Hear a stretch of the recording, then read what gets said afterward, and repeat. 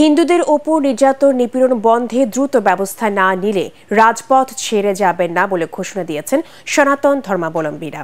বিকেলে শাহবাগে সম্প্রতি দেশের বিভিন্ন জেলায় হিন্দুদের বাড়িঘর ভাঙচুর লুটপাট করার দাবিতে আয়োজিত মানববন্ধনে একথা বলেন সনাতন সম্প্রদায়ের বিভিন্ন সংগঠনের নেতারা।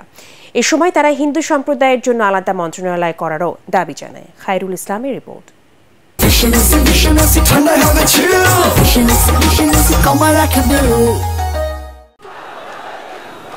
সম্প্রতি দেশের বিভিন্ন জেলায় হিন্দুদের মন্দির ভাঙচুর, বাড়িঘরে হামলা, লুটপাটের অভিযোগ এনে এর প্রতিবাদে রাজধানীর শাহবাগে বিক্ষোভ কর্মসূচি পালন করে হিন্দু সম্প্রদায়ের কয়েক হাজার মানুষ।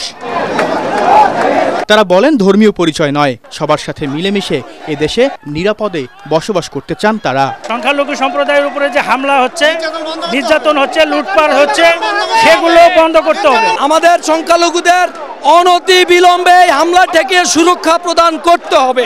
আমাদের সংখ্যালঘু মন্ত্রণালয় দিতে হবে এবং বিগত সময়ে যে যত ধরনের হামলা মামলা খুন হয়েছে তাদের বিচার করতে হবে। আমাদের দেশ নাকি স্বাধীন হয়েছে, একবার না, স্বাধীন হয়েছে দুইবার। আমরা কেন স্বাধীন না? আমরা স্বাধীনতা চাই।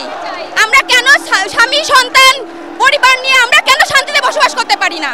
ধর্মীয় সংখ্যালঘুদের জানমাল রক্ষা ও নিরাপত্তা নিশ্চিত করতে দ্রুত ব্যবস্থা নিতে অন্তর্বর্তী সরকারের কাছে দাবিও জানান তারা।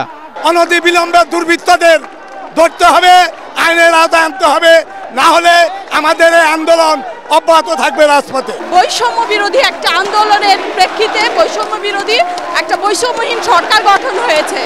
বৈষম্যহীন সরকার, তো আমরা মনে করি এখানে কোনো বৈষম্য থাকবে না, কোনো ধর্মের ভিত্তিতেও বৈষম্য থাকবে না। আমাদের এই সরকারকে আমরা এর জন্য আমাদের দাবিগুলো জানাতে এখানে এসেছি। কর্মসূচি চলাকালে বন্ধ হয়ে যায় শাহবাগ এলাকার যান চলাচল।